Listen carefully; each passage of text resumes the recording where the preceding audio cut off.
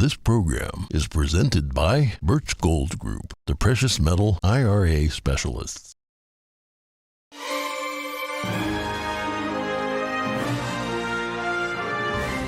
Good morning. In today's headlines, a record number of illegal border crossings in the U.S.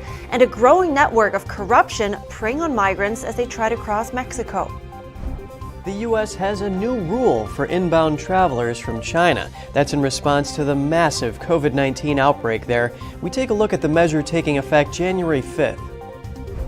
Ukrainian President Zelenksyy meets up with Blackrock chief executive Larry Fink. The investment company is advising Ukraine on structuring funds for rebuilding the war-torn country. Elon Musk announced a new Twitter policy yesterday that is to follow the science, which includes a reasonable questioning of science. And a decluttering specialist gives us some advice on how to take the first step and how to make it easier.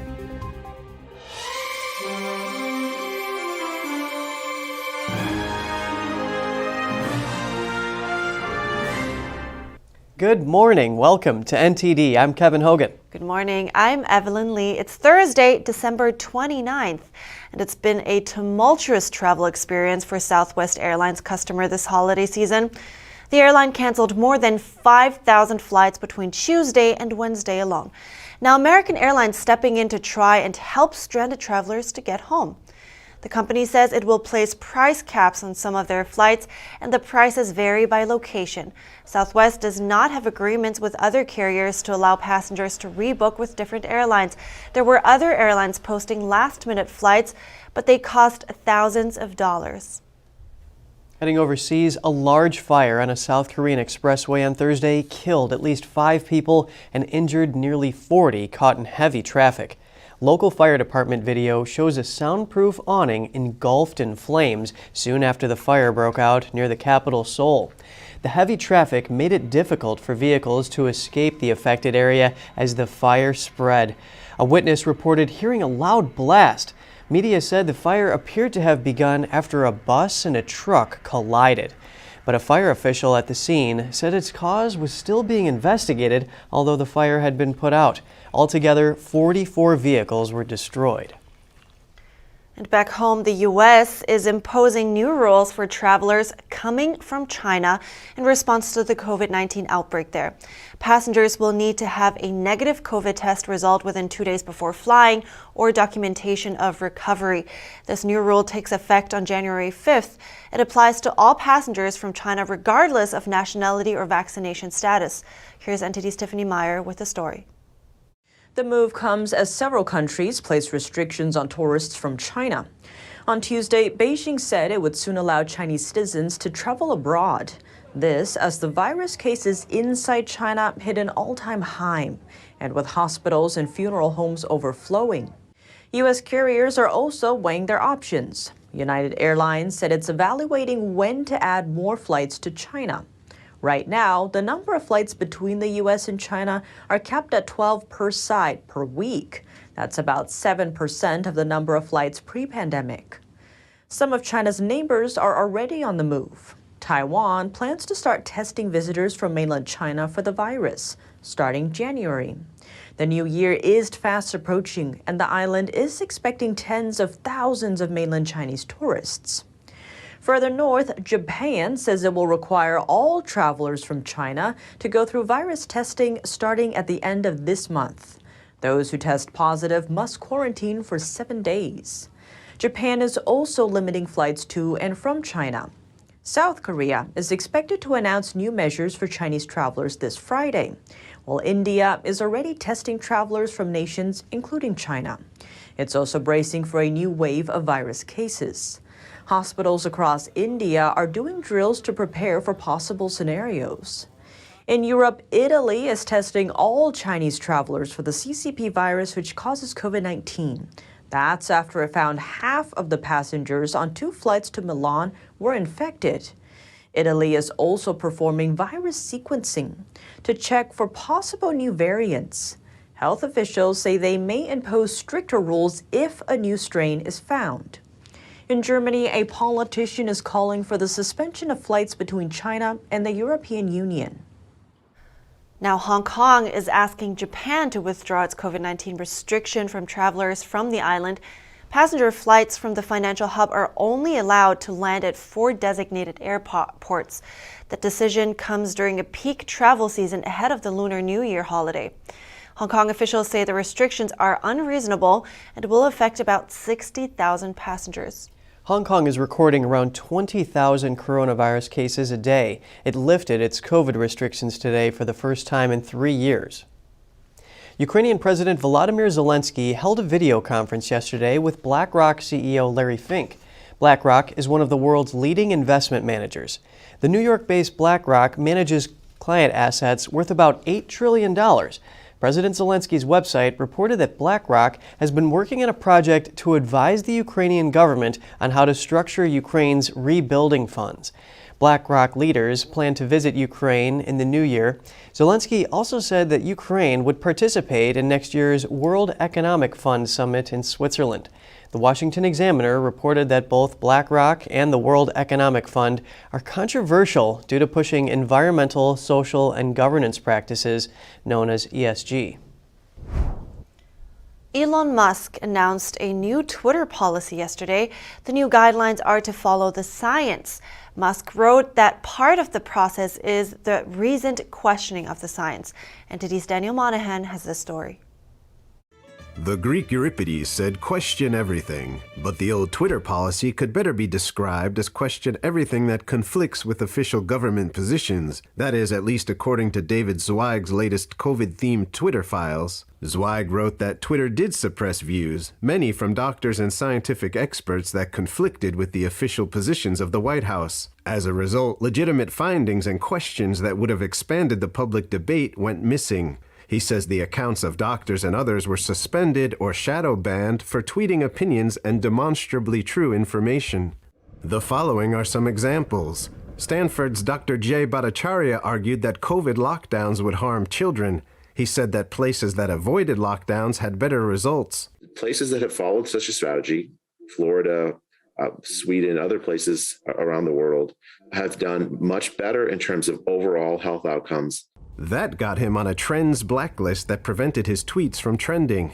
Harvard epidemiologist Martin Kulldorff tweeted that, quote, "Thinking that everyone must be vaccinated is as scientifically flawed as thinking no one should. Those with prior natural infection don't need it, nor children." Kulldorff's tweet was hit with a misleading label and all replies and likes were shut off. American cardiologist Dr. Peter McCullough, formerly vice chief of internal medicine at Baylor University Medical Center, saw his account banned for vocally warning people about the dangers of myocarditis in connection with COVID vaccines. And mRNA vaccine researcher Robert Malone's account was apparently suspended for challenging the effectiveness of the vaccines.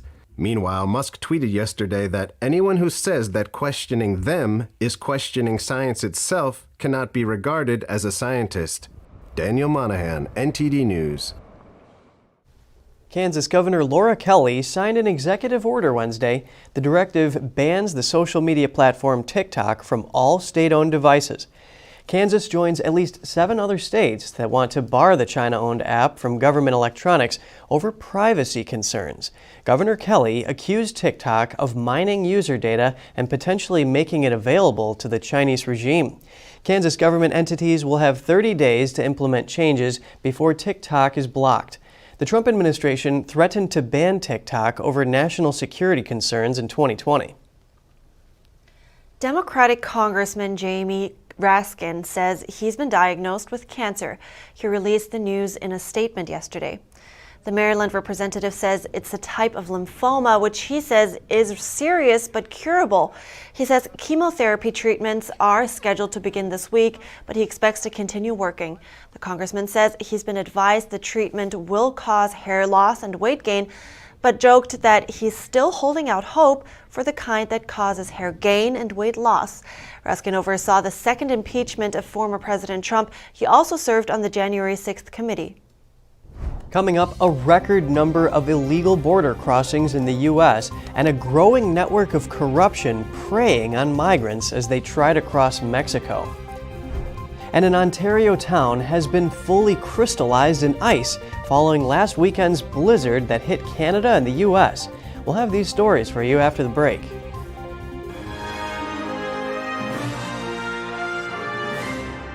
It's just clear as day. The media, whether it's broadcast, cable, or print media, has become extremely biased. And I started looking online for alternative ways to get information. And I saw an ad for a free trial. And I looked at it and I said, Epoch Times. I mean, come on, this is end of days type of stuff. I mean, what are they going to be talking about here? And I said, well, it's a free trial. Let me dig in. Is it giving me both sides? Is it giving me an objective point of view here? I have looked for opportunities to see where they might be biased, and I don't find it. It has given me a level of trust in media that I didn't think I'd ever get back.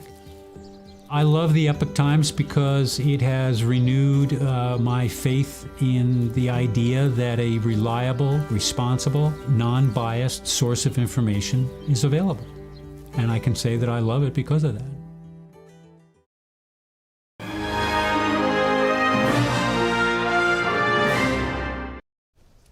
Welcome back. Surging numbers of migrants are trying to cross through Mexico to get to the U.S. Along the way, many are taking advantage of their situation. A sprawling network of lawyers, fixers, and middlemen has taken root, and they're looking to turn a profit. NTD's Jeremy Sandberg has more on the growing corruption. Where some see despair, others see opportunity. Legal papers, freedom from detention, transit permits, temporary visas. All are available for a price via the network. Mexico has long been plagued by drug cartels that make millions from smuggling migrants. Now lawyers, fixers, and middlemen are also looking to get a percentage. Andre Ramirez, chief of the Mexican Commission for Refugee Aid, says corrupt practices such as selling documents have been on the rise since last year. Miserable. It is a miserable thing to do as far as we are concerned.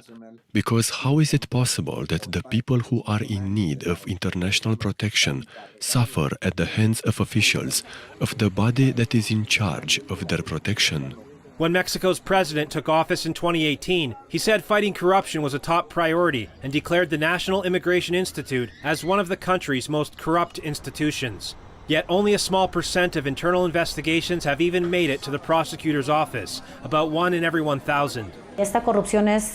This corruption is unbelievable, and I have had talks with people who are experts in migration, and they tell me that this is never going to end, because many high officials are involved. Lawyers and brokers advertise prices for various safe passage papers through social media. Options range from $250 for transit to $1,100 for humanitarian visas for temporary legal stays in Mexico. Immigration officials are being accused of colluding with law firms. One such firm advertises on large signs outside its local immigration detention center. We are neither profiting nor stealing, nor doing anything outside the framework of the law. Working and working well does not imply doing something illegal. The firms allegedly get privileged access to migrant detention centers and to lists of those recently detained before they arrive, so they can offer their services as the only alternative. They asked for money at the migration detention center. First, you have to give the lawyers $150 to $500 to get you out of here. If not, they tell you they are going to deport you back to your country. They are colluding with the immigration authorities.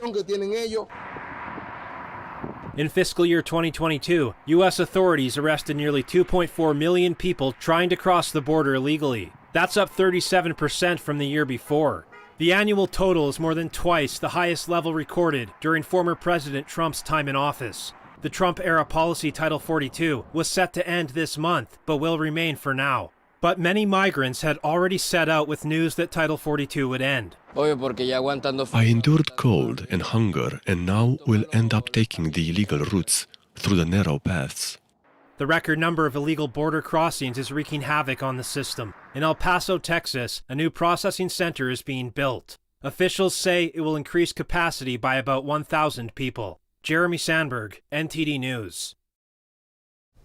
Over 1,000 illegal immigrants have been transported to San Diego County, California in the past week. NTD's David Lamb heard from a county supervisor who says the influx of migrants is unsustainable for the county. San Diego County is at full capacity with the influx of migrants at its shelter and transit centers, and officials are demanding for federal government assistance. Well, unfortunately, 2 days before Christmas, my office was notified via the Border Patrol that they were going to be dropping off asylum seekers in San Diego County, approximately 200 of them, at different transit stations. San Diego County Supervisor Jim Desmond told NTD that the shelters in the county are filled up. When the Border Patrol buses people in from Texas or Arizona, they have to release the migrants because they can only hold people for so long. I asked a few questions like, well, are you providing them with tickets? Are you providing them with money, any assistance or guidance on how to even use the system or get to where they want to go? And the answer was no, no, no, and no. So basically, they were just dropping them off. They said in a safe manner, which was nice, but it would have been nice if they had some sort of guidance as well. Supervisor Desmond said this continued for at least 4 days so far, with over 1,000 migrants and asylum seekers dropped off. We have 600 beds, so we have been working on this issue, but right now we're inundated. I think the federal government really needs to step up and provide either housing or some sort of guidance resources at these transit stations to help these people get on their way. And it's not just people from Mexico. We also see people from Haiti, from Colombia, from South America, Central America, from China, all Ukraine as well, all coming across the border. And Desmond believes his county will be at full capacity for many days to come. His solution is to secure the border and receive federal support, criticizing the Biden administration. The supervisor has been trying to bring awareness to the situation at the border. David Lamb, NTD News, California. A historic blizzard that hit the U.S. and Canada over the Christmas weekend brought strong winds and heavy snowfall, turning a town in Ontario into a fairy tale ice town. Drone footage shows a row of houses in Ontario's Fort Erie town fully crystallized in ice on Tuesday. A state of emergency was declared on Saturday in Canada's Niagara region, which includes Fort Erie, Crystal Beach, Fort Colborne, and Wainfleet. Western New York was hit hardest by an Arctic deep freeze. The blizzard extended over most of the United States for days, as far south as the Mexican border. At least 60 people died as a result of the winter weather across the U.S. Firefighters in Indiana responded to an unusual call on Monday. Some concerned residents called the Department of Natural Resources about a goose stuck in frozen sand along the shores of Lake Michigan. The firefighters were able to free the trapped bird. It was then taken to a wildlife rehabilitation and veterinary facility. The goose is now finally loose and is recovering. And next, we spoke to a decluttering specialist on how to make things easier for us and where the dead spaces that almost everyone overlooks.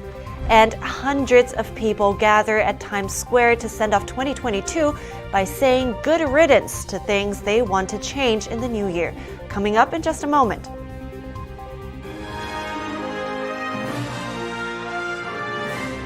This is Stephen K. Bannon. I urge you to protect your savings from inflation by diversifying into a physical gold IRA from Birch Gold Group.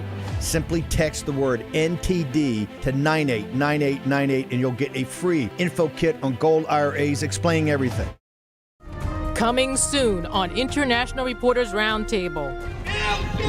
Protests, uprisings occurring in Brazil over the presidential election.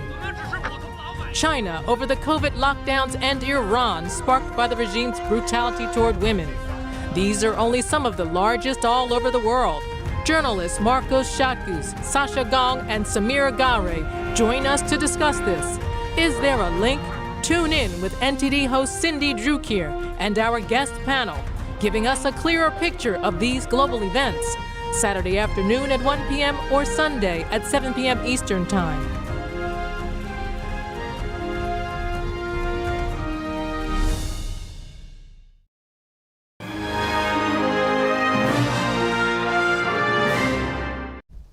Times Square in New York City saw hundreds of people line up yesterday to say good riddance to 2022. The annual event was hosted by neighborhood business association, the Times Square Alliance.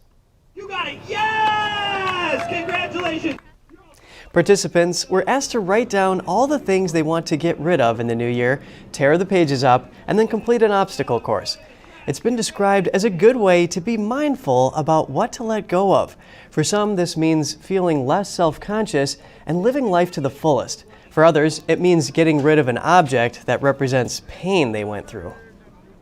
So in 2023, I'm trying to get rid of a lot of doubt that I had in 2022. I just want to enjoy life more, have more experiences, take a dance class without worrying if I'm going to be like Beyonce and be amazing and just have fun at it. This was my cancer mask that I had to wear going through radiation and chemo. And I thought we were going to bash it with a sledgehammer or put it in a fire pit, but it doesn't seem to be. But we're still going to get rid of it. Wow, that certainly is a unique way to embrace positive change. It is, it is. Do you have anything that you want to say good riddance to? Well, you know, I choose to look at it more like keeping all the positive things that 2022 brought me and expanding on them into the new year. Okay, I like that. That's a paradigm shift, but I like it. And do you have any examples? Like, what is one thing? Well, one thing is like I relearned a song on classical guitar this year, and next year I want to be able to play it better. That would, that way I can, just improve a little bit as we go. What about you? Are you looking forward to anything next year? Oh yeah, I mean, I have a bunch of plans for next year, just as usual, like see a bit more of the world. And speaking about instruments, I got a new piano, so deepening skills there too, probably. Nice. Yeah. All right. Let us know what you're looking forward to at goodmorning@ntd.com. I'm Evelyn Lee. That's Kevin Hogan. We'll be ending the program here. Thanks for watching and see you tomorrow.